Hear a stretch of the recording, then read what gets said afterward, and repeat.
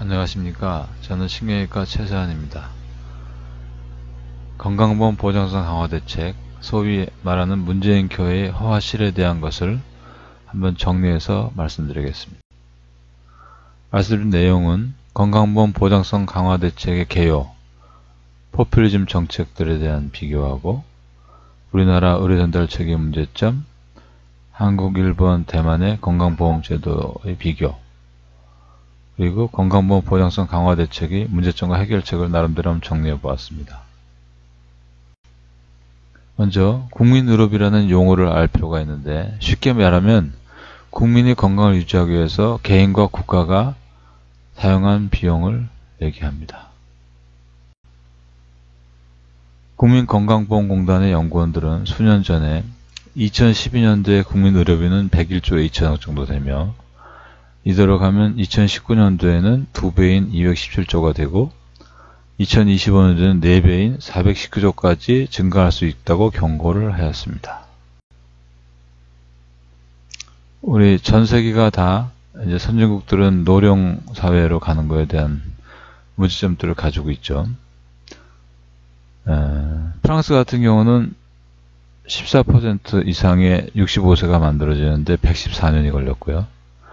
미국도 69년, 스웨덴 82년, 일본도 24년이 걸렸습니다. 근데 우리나라는 불과 17년 만에 금년도에 14%가 되었습니다. 그런데 문제는 65세 이상의 나이 드신 분들의 진료비 현황을 보면 2016년 상반기하고 2017년 상반기를 비교해 보겠습니다. 인구는 이렇게 늘어서 1년 사이 65세 이상이 5.1%가 늘었습니다. 그런데 그 사람들이 의료비 지출은 13.5%가 늘었다니까 기하급수처럼 늘어나는 거죠. 즉 3조 가까이가 늘은 겁니다. 그래서 그래프를 보면 2016년 상반기와 2017년 상반기를 비교하면 다 늘었죠. 다 늘었는데 전반적으로 평균 9.2% 늘었습니다. 그런데 국민건강보험료 65세 이상을 보면 13.5% 이렇게 늘었습니다. 많이 늘은 겁니다. 그래서 수년 전에 이런 얘기들을 했죠. 베이비 부모가, 소위 말하는 베이비 부모가 은퇴하는 시기가 작년부터 시작돼서 올해부터 본격적으로 됐죠. 그 결과 그 사람들이 은퇴하기 직전까지 건강보험료를 냈기 때문에 2016년도 제일 많이 걷었습니다. 그래서 올해부터는 이 걷어지는 게 줄어들고 있습니다. 그래서 2022년은 적자가 되고 25년은 고갈될 거라고 예측을 했던 겁니다. 결국은 65세 이상의 나이 드신 분들이 의료비를 많이 쓰고 수입은 줄어드니까 이제 밑빠진 독이 됩니다. 거기다가 현재 우리나라 의료정책은 건강보험 기금 안정화를 위해서 수가를 계속 억제합니다. 그리고 조정해서 삭감합니다. 그러니까 의사들이 그걸 보존하기 위하여 비급여 진료나 피부미용 같은 것들, 그리고 중증환자 보는 거 기피 현상을 하죠. 왜냐하면 중증환자 보면 벌써 손해니까. 그러니까 결국은 건강보험 보장률은 쉽게 증가하지 않았다는 겁니다. 풍선 효과라고 얘기할 수 있죠. 그럼에도 불구하고 올해 정권이 바뀌면서 지난 8월 9일 날 모든 의학적 비급여, 미용, 성형 등을 제외하고는 건강보험을 적용하겠다라는 폭탄 선언 같은 걸 했습니다. 그런데 정치인들이 당선 당시에는 공약을 합니다. 당선이 되고 나면 그 공자가 좀 한자가 바뀌는 것 같습니다. 예를 들어 지난번 대선 때 문재인 대통령은 구체성이 가장 결여된 대표적인 후보자 중에 한 사람이었습니다. 2017년 8월 9일 날 서울성모병원 1층 로비에서 건강보험 보장성 강화 대책이라는 걸 발표합니다. 앞으로 5년 내에 비급여의 전면 급여화, 그 다음 예비급여화를 하겠다는 겁니다. 결국 저는 이것을 제우스가 인간한테 준 판도라의 상자가 열렸다고 봅니다. 결국 이제 양당 간에 결판이 날 것 같은데 열지 말았어야 될 것을 너무 빨리 준비도 안 되고 열지 않았나 생각을 합니다. 이 내용을 요약해보면 좋은 내용들이 많습니다. 국민들이 의료비 때문에 파탄이 나고 경제가 어려우니까 그런 부분을 국가가 보존을 해주겠다는 얘기를 이렇게 한 페이지, 두 번째 페이지는 가장 문제되는 3대 비급여라 해서 특진을 2018년 1월 1일부터 없애고 상급 병실료도 보험으로 하고 간병 서비스까지 하겠다. 이론은 다 좋습니다. 거기다가 그 외 여러 가지 소아에 대한 것도 혜택을 주고, 뭐 중증 질환하고 이렇게 해서 여러 가지 혜택을 굉장히 준다는 걸 4페이지에 걸쳐서 얘기합니다. 그 재정 대책은 어떻게 했냐? 병원비 없는 든든한 나라를 만들기 위해서 보니까 30조 6천억이 필요하다. 5년간.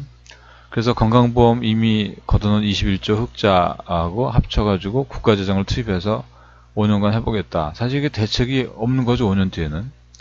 그리고 10년 동안 보험료 인상을 평균수 높지 않게 하겠다. 그러면 수입은 그렇게 지출은 기하급수가 느는데 수입은 산술급수로 늘겠죠.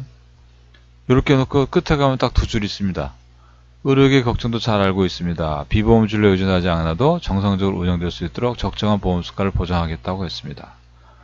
의료계와 환자가 함께 만족할 수 있는 좋은 의료제도를 만들겠다고 했습니다. 여기 재정 대책이 따라지 않고 국민들한테 요청한 것이 없습니다. 주겠다고만 했습니다. 그러면 그 재정은 어디서 나오는지 우리는 알 수가 없다는 거죠. 여기서 문재인 케어라고 하면 사실은 기자들이 만든 말이라고 합니다. 정부에서는 문재인 케어라고 얘기한 적이 없다고 얘기하는데 오바마 케어하고 비교해 보겠습니다. 오바마 케어는 미국에는 2,700만 정도의 전혀 의료 사각지대에 있는 국민들이 있습니다. 굉장히 급하죠.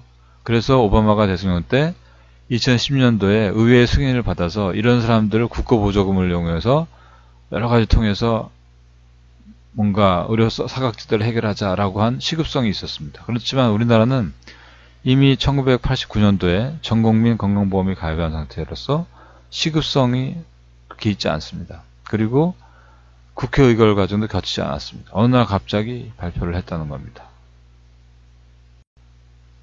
그럼 포퓰리즘이라는 말을 많이 쓰게 되는데 결국은 정치인들이 자기 정권을 유지하고 정권을 창탈하기 위해서 정치적 목적으로 쓰는 인기 영합주의라고 얘기하죠.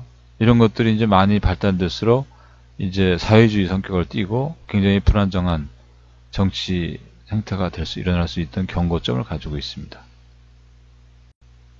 예를 들어 문재인 정부에서는 내년부터 5세 이하 아동수당 월 10만원 지급하겠다고 지난 여름에 갑자기 발표를 했습니다.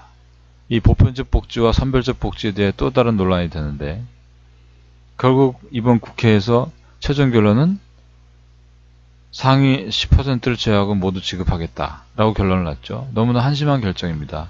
그 상위 10%를 찾아내는 데 비용이 안 준 10만원 10%보다 더 많이 들 거라는 그런 어처구니 없는 비난도 쏟아지고 있죠. 저 같으면 개인적인 생각은 차라리 하위 30%나 50%의 어려운 사람들한테 10만원이 아니라 20, 30만원을 지급하는 것이 더 그 수익의 재분배라는 개념에서 더 나을 거라고 생각하는데 이 표를 의식한 포퓰리즘이죠, 이게. 예를 들어 지난 박근혜 정부 때도 2015년 16년에 추석 당일날 고속도로 통행료를 받지 않았습니다. 그때 약 200억 정도의 지출이 나갔죠. 그런데 이번엔 3일간 받지 않겠다고 하니까 한국도로공사는 570억 정도를 예측했습니다. 그런데 버스를 타는 사람은 혜택이 없죠. 사실은 자금 갖고 나갈 만한 정도면 굉장히 여유롭고 연휴 때 고향에 갈 수 있는 사람을 자가용으로 가면 상당히 살만한 사람들입니다. 진짜 경제가 어려운 사람은 고향에 가지도 못했죠. 근데 이미 일본에서는 이게 실패한 겁니다. 낡은 정책으로 폐지됐고 그 이유는 재원도 조달의 문제, 고속도로 운영 적자, 수익자 부담 약화, 교통정책, 환경오염 5가지를 들어서 2년 하다가 그만뒀던 겁니다. 그런데 우리나라는 공짜면 양재물떡 먹겠다는 속담이 있는 나라에서 이런 정책을 한다는 건 굉장히 무모하다고 생각이 들었습니다. 실제로 고속도로 실제로 해보니까 677억이니까 추계된 570억보다는 107억이 더 많이 나갔죠. 그러니까 이렇게 공짜가 되면 더 많이 나간답니다. 역대 최대의 추석 당일 교통량이 늘었습니다. 그러면 우리나라 의료 전달 체계는 어떤 문제가 있느냐? 제목에서 보시다시피 동네 병원과 대형 병원이 무한 경쟁 체제에 있습니다. 이상적인 의료 전달 체계를 유지하려면 의원에서 진찰한 환자들이 수술이나 입원이 필요한 경우는 지역종합병원, 상급종합병원으로 진료의뢰서를 가지고 가면 됩니다. 그리고 여기서 치료가 끝나면 다시 지역종합병원이나 의원이나 또 지역종합에서 의원으로 이렇게 내려보내주면서 서로 역할 분담하면 됩니다. 그래서 상급병원은 중증 희귀난치성 질환하고 수련하고 교육하고 이런 걸 주로 하게 되고 1, 2차 병원은 이렇게 입원 위주라든지 외래 위주로 가면 되는 역할을 분담해야 되는데 즉 이 그림처럼 이렇게 1차 진료와 3차 진료로 나눠서 역할 분담을 해야 되는데 그게 잘 안 되니까 동네 의원이 안정감을 못 찾으니까 그 위에 병원, 상급병원도 모두 다 균형 자체가 흔들리게 된다는 겁니다. 결국 무한 경쟁을 하게 되고 저수가 낮은 거로 인한 경영에도 문제가 있고 정부에서 제대로 지원하지 않고 그래서 결국 1차 의료는 굉장히 힘들게 꾸려나가고 있죠. 그러니까 3시간 기다려서 3분 진료한다는 얘기들이 나오고 있습니다. 그리고 이런 여러 가지 상급병원과의 경쟁력에서 계속 밀리다 보니 개인 회생 신청을 하는 경우가 의사가 유이고 한의사가 4위고 치과의사가 5위라는 것이 보고되고 있습니다. 예를 들어 우리 김효기 의원실에서 상급병원에 의뢰된 환자들이 43개에서 한 명도 의뢰 회송하지 않는 병원이 18개고 가장 많이 했다는 서울 삼성 서울병원조차도 1%가 되지 않고 있습니다. 뇌래 다빈도 질환을 한번 비교해 보겠습니다. 의원에서 많이 보는 뇌래 다빈도 6가지 병을 병원은 4개 겹치죠. 3개 이상. 그 다음에 종합병원에서도 3개가 겹칩니다. 이렇게 같은 상병을 가지고 무한 경쟁을 하게 되죠. 그러니까 외래 환자 경쟁 구도에 있습니다. 그러면 대표적으로 당뇨병은 어떤가 봤더니 의원에서 비용은 18,000원이 되는데 상급종합병은 48,000원입니다. 고혈압은 14,000원이면 되는데 33,000원. 급성 비인두염은 13,000원이 되는데 33,000원. 소화불량은 15,000원이면 되는데 52,000원. 그러니까 거의 3배 이상의 비용이 많이 나가는 거죠. 일당 진료비가. 그러면 2010년도 의약분업, 2000년도 의약분업을 시작했습니다. 그때 표를 보면 병원과 의원의 수입의 비율이 거의 반반 혹은 1% 정도 의원이 많았던 걸로 알고 있는데요. 그로부터 4년 뒤에서 쭉 해서 2015년도까지 약 11년간을 봤습니다. 의원의 포션은 자꾸 줄어듭니다.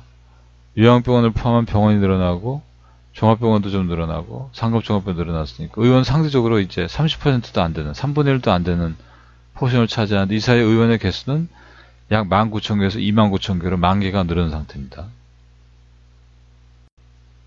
그러면 빅5 병원은 또 어떠냐? 우리나라 가장 큰 대형 병원 43개 상급종합병원 중에서도 가장 크다는 5개가 보니 2010년에서 16년 요 만 6년 사이에 이게 2조가 좀 안 되죠. 그런데 1조가 늘었습니다.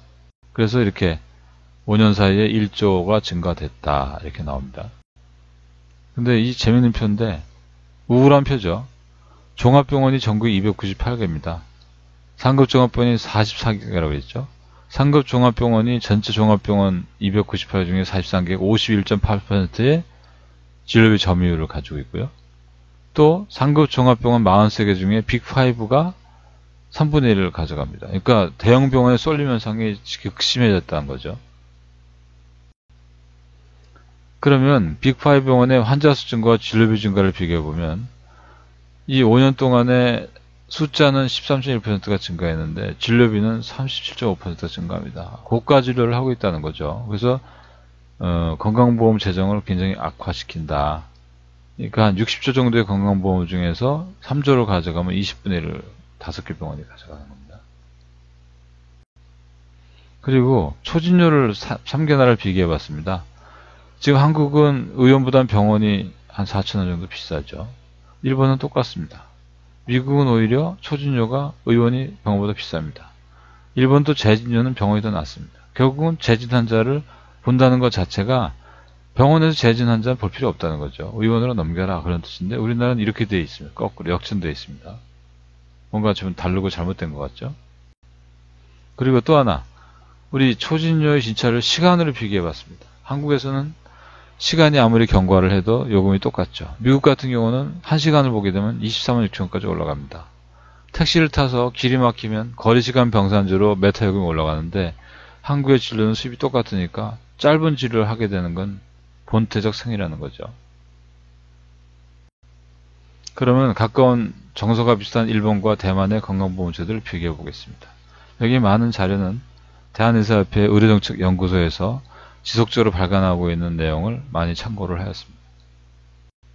그 외에도 일본의 의료라든지 일본의 개호보험 이런 걸 참고를 했고, 또 2년 전에 나온 완벽한 보건의료제도를 찾아서라는 책은 뭐냐면 전 세계 대륙에 있는 나라, 5개 대륙에 있는 많은 나라들을 뭐 선진국일 수도 있고 후진국일 수도 있는데 추적할 수 있는 모든 건강 의료보험 제도를 전부 설명해 놓고 장단점을 비교해 뒀습니다. 그러니까 우리가 현재 가서 다 볼 수 없는 내용들을 비교하고 파악하는 데 굉장히 도움이 되는 중요한 자료의 서적입니다.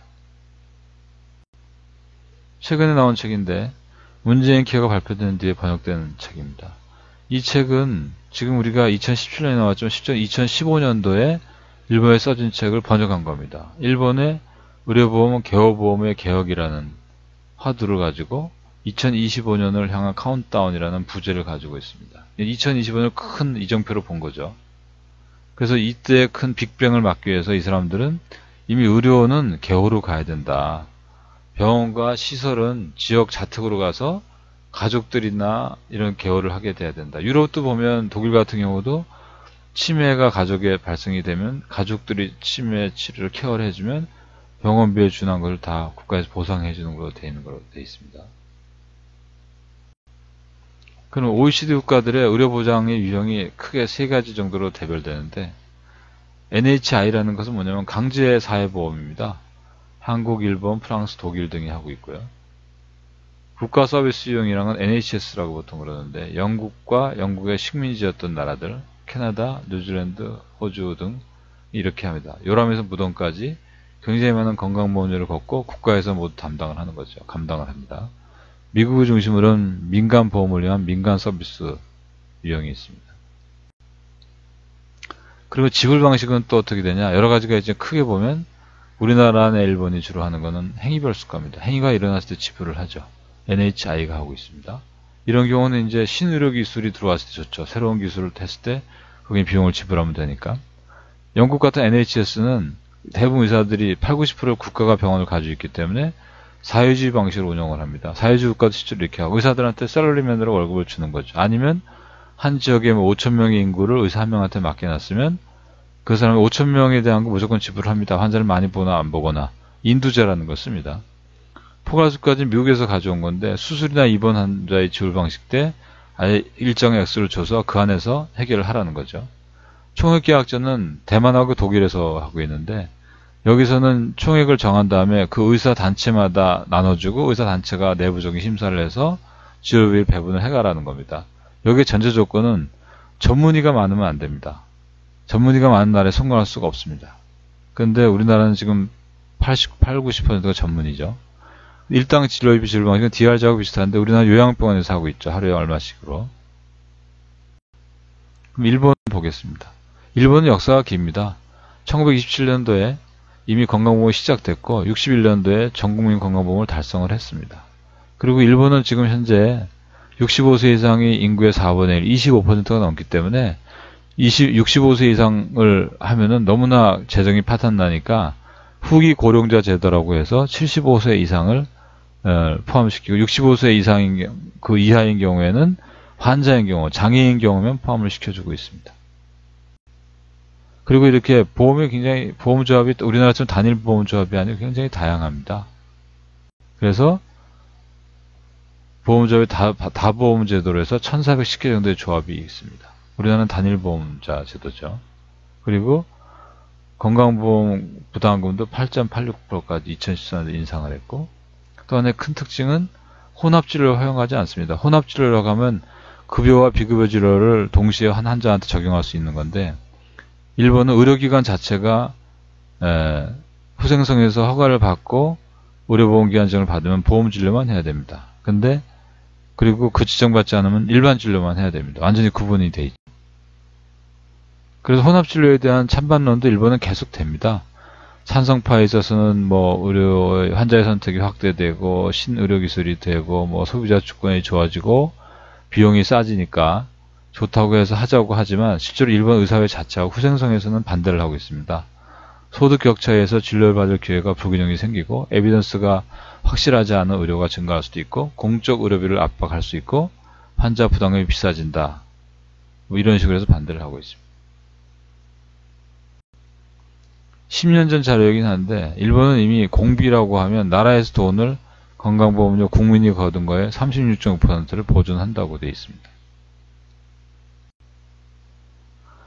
그러면 일본의 병원 운영 실태는 어떠냐고 봤더니 이 파란 거는 전부 다 수입입니다. 빨간 거 지출이고요. 다 보면 적자죠. 전체 지자체 병원, 복지병원 다 적자입니다. 사척병원 일부 간신히 흑자를 유지하고 있죠. 나머지 국가가 보존한다는 겁니다. 유럽의 국가, 특히 독일 같은 경우도 의료 시스템 같은 경우 보면 병원은 전혀 외래진료를 볼 수 없게끔 만들어놨습니다. 외래는 대학병원 외래는 입원시키는 창구 정도 역할만 하게 만들어놨죠. 일본은 대학병원이나 종합병원에서 외래를 환자를 볼 수는 있긴 하는데 보면 손해나는 구조를 만들어놨습니다. 그리고 수가를 똑같이 해놨습니다. 그리고 일본 같은 재진료에는 간단한 검사는 또 따로 수가를 못 받게 해놨습니다. 그러면 결국은 볼 필요가 없다는 거죠. 간단한 검사로 되는 사람들은 다 1차 의료기관으로 돌려보내라는 거죠. 그리고 해송료에 대한 비용을 보상해줬고요. 또 하나 2013년도 즈음에 우리나라 국민 의료비는 100조를 좀 상회합니다. 근데 일본은 이미 그때 40조 엔이 넘으니까 4배가 넘죠. 400조로. 그러니까 굉장히 파이가 일단 우리나라하고 다른데 이 당시 일본은 우리나라 인구가 2.5배거든요. 인구는 2.5배인데 이쪽에 의료비, 국민 의료비는 4배가 넘는다는 겁니다. 여기 그래프로 보면 이렇게 매년 1조씩 증가하는 게 보입니다. 근데 우리나라는 문제가 국민 의료비가 OECD 평균이 9.3%인데 7.6%밖에 되지 않는다는 거죠. 공무원들이 감추고 싶은 진실입니다. 일본은 80년대 대부분이 의료체계가 자리를 잡았습니다. 그리고 가정이란 말을 쓰지 않고 단골의가 1차 진료를 담당을 합니다. 그리고 재진료에서 초진료를 굉장히 높게 해놨습니다. 그러니까 3.8배 내지 4.5배 정도를 해놔가지고 이 비용 때 초진 때 환자를 꼼꼼히 봐서 여러 병원 전전하지 않게 해줘야 되는데 우리나라는 보면 같은 질병 가지고 너무 여러 명의 의사를 만난다는 것은 공공연한 비밀입니다. 여기 보면 우리나라는 이렇게 종별 가산율보 종합병원 높죠. 일본은 똑같습니다.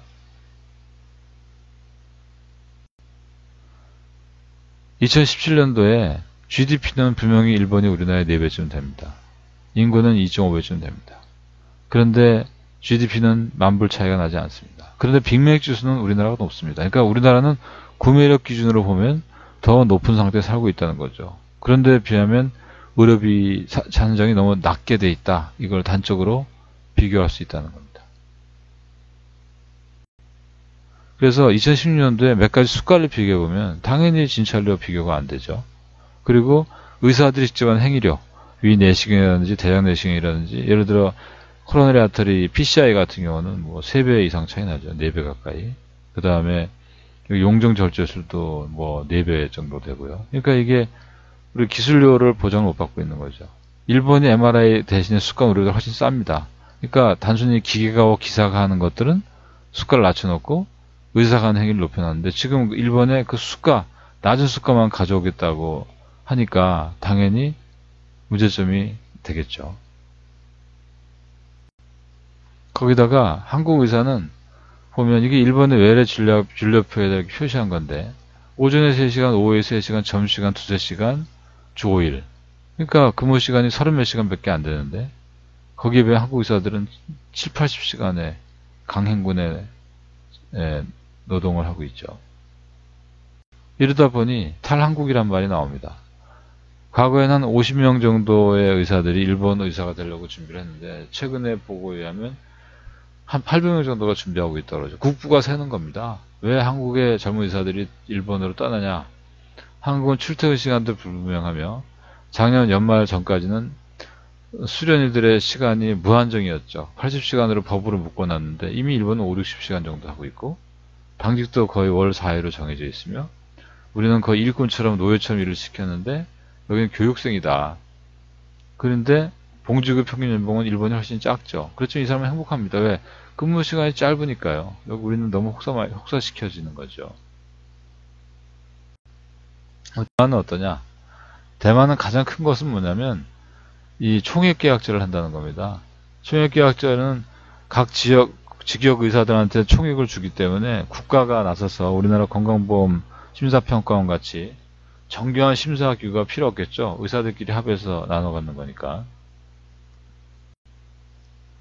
거기다 2013년도에 2세대 전민건강보험의 어떤 제도가 바뀌었습니다. 여기서 정부의 책임을 강화했습니다. 그래서 법으로 아예 36% 이상을 정부가 재정을 투입해야 된다. 국민이 거둔 비용에. 그래서 보면 국민을 위해 공공지출이 우리나라는 50.5%밖에 안 되는, 일본이 83%, 대만이 65% 이렇게 됩니다. 그래서 이걸 표로 정리해 보면 GDP 대비 한국은 7.2%, 일본은 10.2%, 대만 6.6%, 약간 작죠 우리나라보다는. 근데 국민의료비 중에 공공지출이 이렇게 일본이 제일 많고 83%, 우리는 55%밖에 안 됩니다. 그리고 가입자가 부담하는 보험료율도 2016년 기준은 6.12%, 일본 8.86%, 대만 8.35%, 훨씬 우리도 많죠. 유연기관 강제제정 우리나라만 하고 있습니다. 혼합진료 우리나라만 하고 못하죠. 그리고 우리나라는 포지티브 시스템이라고 해서 어떤 규정을 정해놓고 그 위에는 모두 다 불법입니다. 그러나 일본은 반대죠. 뭐뭐뭐 외에는 다 할 수 있다 이렇게 해놨습니다. 그리고 수가 계약이 굉장히 소모적인데 우리는 매년 하지만 우리는 일본 같은 건 경년으로 합니다. 그리고 가산주들 보면 일본은 초진료를 똑같이 하고 재진료를 떨어뜨려서 병원에 가지 않는 쪽으로 하죠. 그 다음에 여긴 총액계약제 포괄수까지 섞었고요. 그리고 일본은 최근에 의료전달 체계 개선을 위한 정책을 계속 내놓습니다. 대만은 정부 책임을 강화하는 쪽에 새로운 걸 냈는데 우리나라는 새로 나왔다는 게 문재인 케어 소위 이게 등장을 한 거죠. 굉장히 불안전한 제도로 예상되는. 총액계약제는 쉽게 하면 이런 겁니다. 닭이 모이는데 모이를 던져주면 머리 터지게 쪼아먹겠죠. 이런 거 이제 대만하고 독일을 했는데 독일은 총액이라고는 하지만 굉장히 변형된, 그리고 단일보험이 아니기 때문에 굉장히 협의체를 가지고 협의해서 지역별로 복수의 이상의 그 보험조합이 만들어가니까 우리가 보험을 바꿔 탈 수 있습니다. 독일은. 그래서 이제 총액계약제는 간단히 얘기하면 그 전문의가 많은 나라에서는 실행하기 힘듭니다. 왜냐하면 기초적으로 1차 진료를 해야 되는데 우리나라 같이 8, 90%가 전문이면 이게 갈등의 소지가 생기게 됩니다. 이제 뭐 그런 비교들을 해놓은 거고요.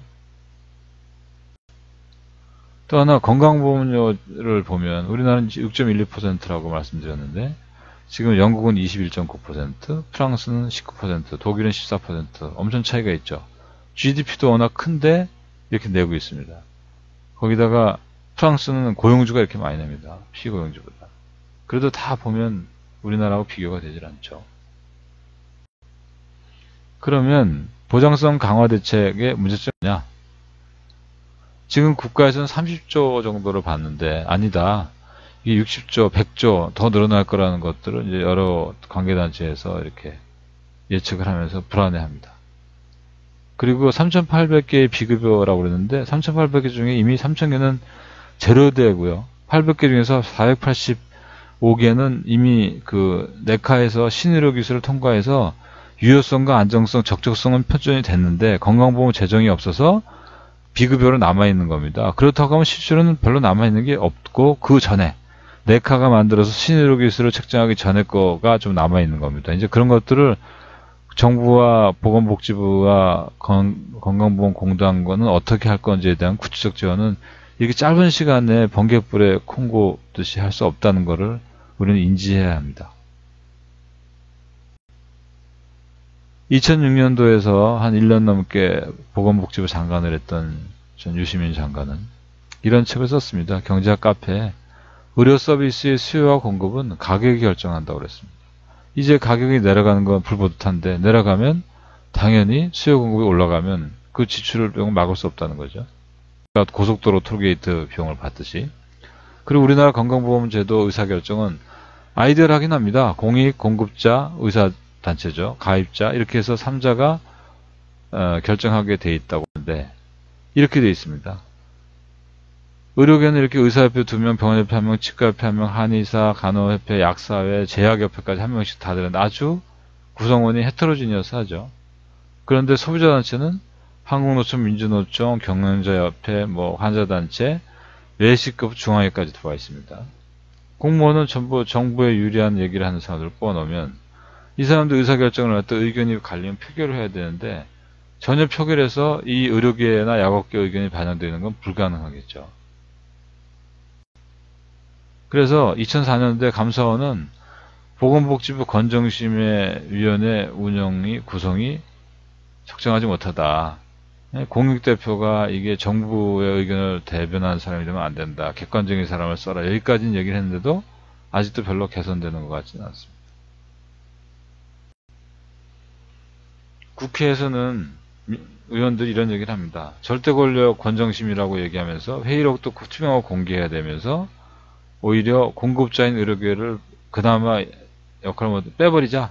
가입자 공익대표에서 가입자 수사를 늘리자. 전혀 우리가 생각하지 못한 반대되는 안을 냅니다. 그리고 실제로는 건강보험공단의 재정위원회가 모든 돈 사용의 정권을 가지는데 이번에 문재인 케어에서 사용되는 재정도 국회의 승인을 받지 않고 쓸 수 있다고 되어 있습니다. 그래도 이나마 이 국회의원이 얘기하니까 재정 통제권을 갖다 국회로 넘겨라. 이렇게까지 얘기를 하고 있습니다. 그런데 문제는 이런 게 있습니다. 우리나라 법원의 수준을 얘기하는 건데 류마티스 관절염 환자가 어깨가 아파서 수년간 치료를 하다가 같은 병원에서 어깨가 안 나니까 정형외과 진료를 하니까 MRI 찍고 회전근개 손상, 로테이트 하프 테어가 있어서 아프던 거라고 얘기했더니 이 사람이 소송을 걸었습니다. MRI 안 찍고 수년간 나를 방치했다.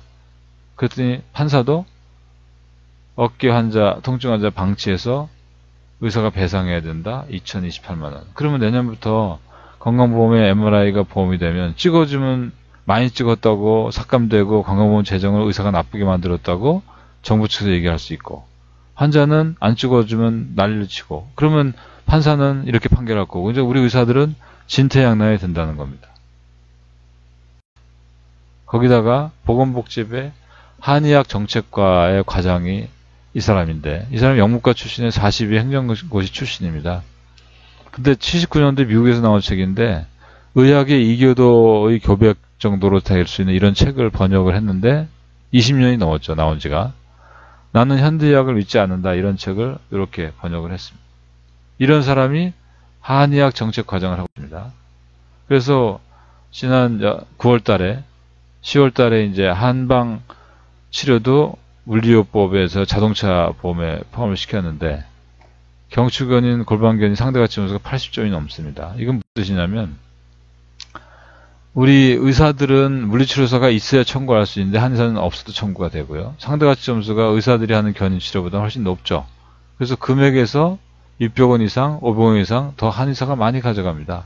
거기다 의사들이 하는 운동치료는 이렇게 7,000원대인데 한의사들이 한 도인 운동치료법은 읽어보면 결국은 운동치료하고 도수치료, 수기치료거든요. 근데 2013년도하고 3년 사이에 상대가치 점수를 거의 3배 가까이 올려서 11,110원까지 만들어버렸습니다. 이래 단기간 동안 이렇게 상대가치 점수가 올라가는 경우는 거의 없죠. 그러면 뭔가 주최 측에 어떤 주도적인 어떤 뭔가가 관여됐다고 예측할 수 있습니다. 2045년도를 예측하는 UN 미래보고서에는 더 이상 예측할 수 없는 미래가 온다 이런 헤드라인이 있습니다.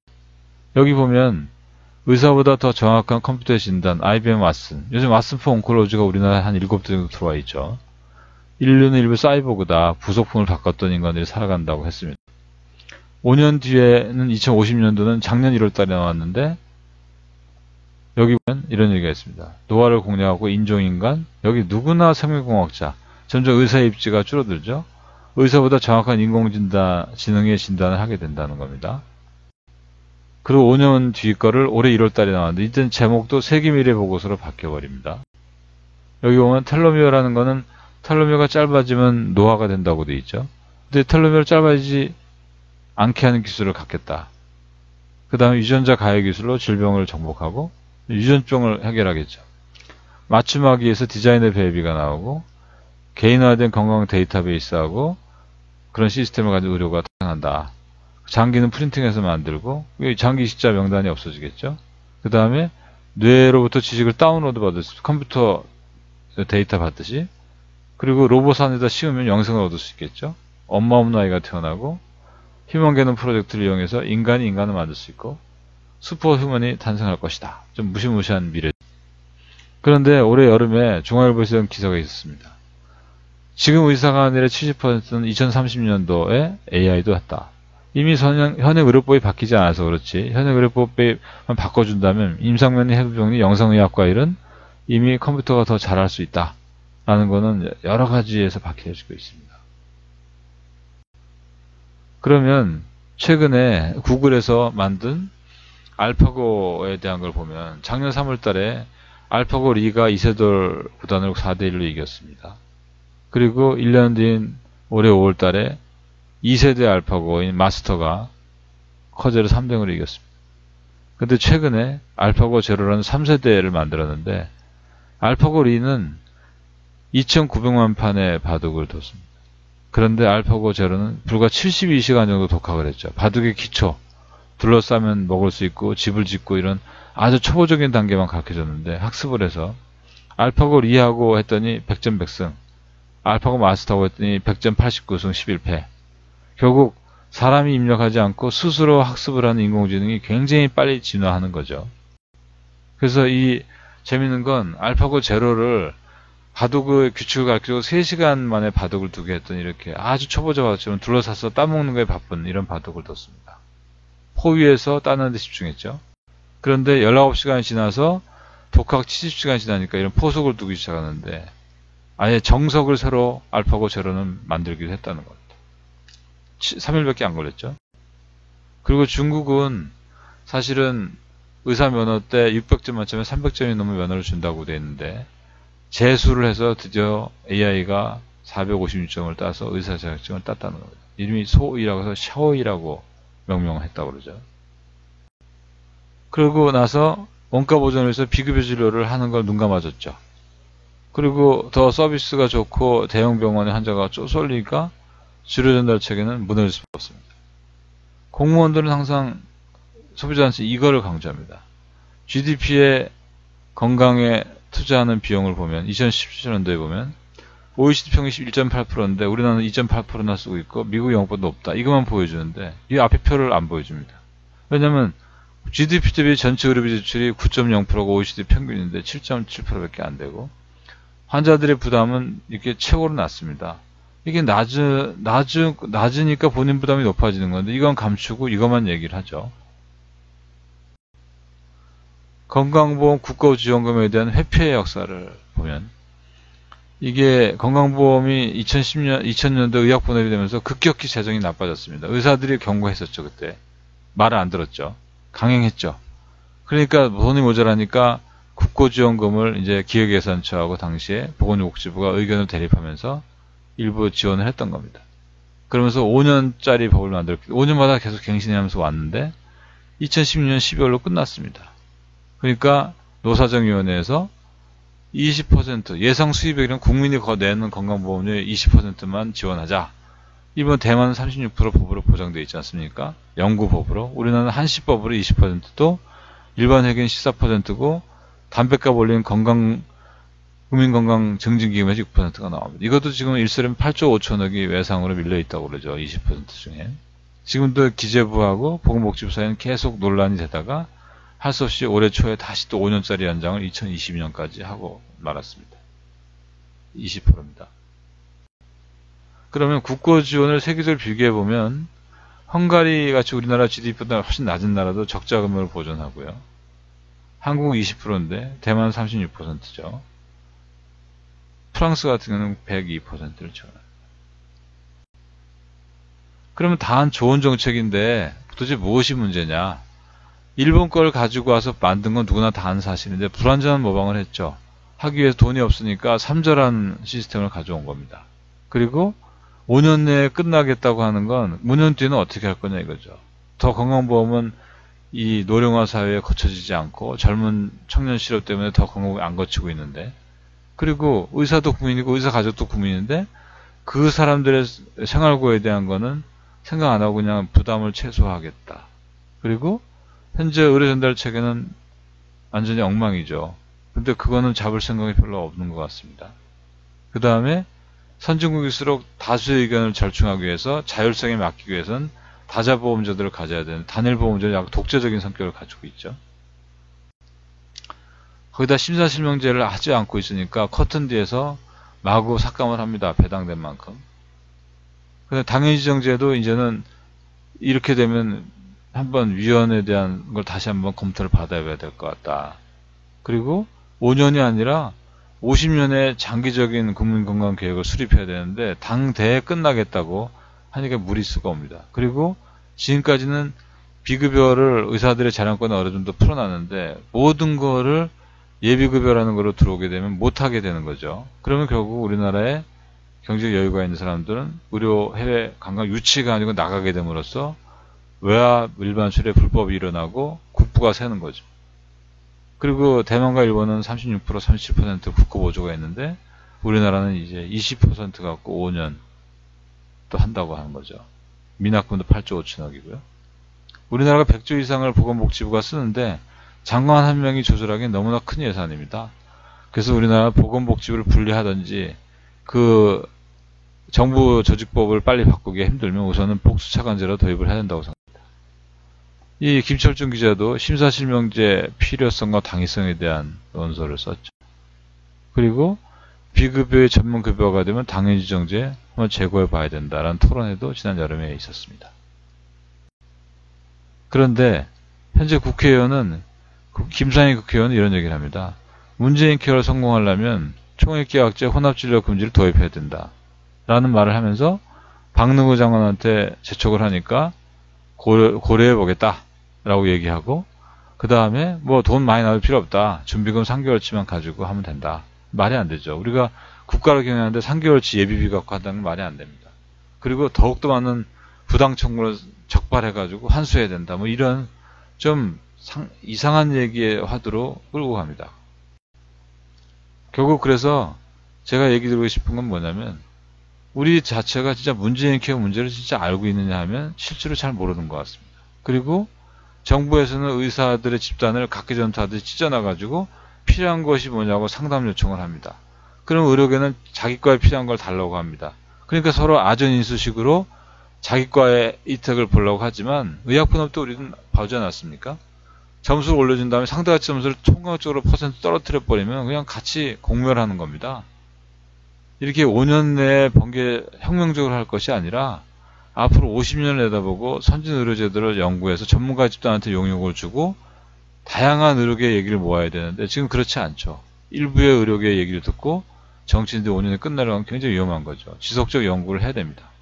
그럼에도 불구하고 의사한테는 굉장히 고도의 도덕성을 요구한다는 건 너무 앞뒤가 맞지 않는 것 같습니다. 그리고 우리가 미래 보고서들을 보면 알지만, 그러면 미래의학의 변화에 대해서 우리는 어떤 준비를 했냐면 별로 실제로 준비된 것 같지가 않습니다.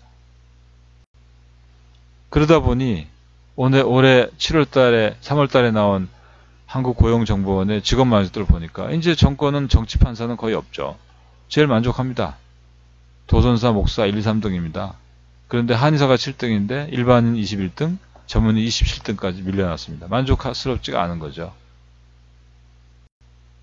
그래서 지난 12월 10일날 대한문 앞에 날씨도 굳은 날씨에 우리 국민건강소 전국의사 총걸기대회 지표 행진이 청와대 앞에까지 있었죠.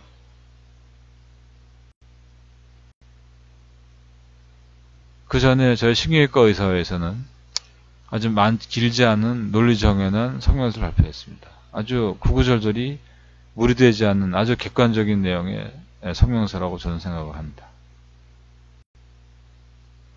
저의 개인적인 생각을 해보겠습니다. 지난 4개월 동안 이걸 준비하고 여러 학교에서 발표를 한 결과는 다 하기 힘듭니다. 이것만큼은 해야 되지 않느냐. 의료 전달 체계를 먼저 잡지 않고 하면 100% 문재인 케어는 성공 못합니다. 그렇다고 하면 선진국들은 비전문의 1차 의사가 50% 이상 확보했는데 우리나라는 그렇게 안 돼 있거든요. 그게 먼저고 국민들을 설득해서 3조로는 갈 수가 없다. 적정 부담, 적정 수가, 적정 급여를 해선 구조를 개선해야 된다. 그 다음에 난이도와 진료 시간에 따라서 진료비가 달라야 되고, 그 다음에 일일 진료 가능한 환자를 선진국처럼 인산 2, 30명 정도를 봤을 때 적정히 병원이 경영이 되게 만들어주고, 그 이상 더 보는 거에 대해서는 수가를 받지 못하게 하고 청구하지 못하게 해놓으면 자연스럽게 진료실의 분위기는 진짜 환자의 문제를 찾아주기 때문에 환자들이 자꾸 의사를 이 의사를 찾아서 원더링 하지 않을 거라고 생각이 듭니다. 이런 걸 갖추지 않고 한다고 하면 절대 문재인께서는 성공하지 못하거나 엄청난 의료계의 대파탄이 오면서 그 결과는 다시 부메랑으로 국민의 건강으로 갈 거라고 생각합니다. 그래서 미래는 준비하는 사람들한테 오는데 우리 의사도 준비를 해야 되고 정치인도 준비해야 되고 국민도 준비할 수 있도록 우리는 어떤 홍보와 정부의 교류가 있어야 된다고 느껴서 이런 자료들을 만들어보고 홍보하고 있습니다. 장시간 경청해 주셔서 감사합니다.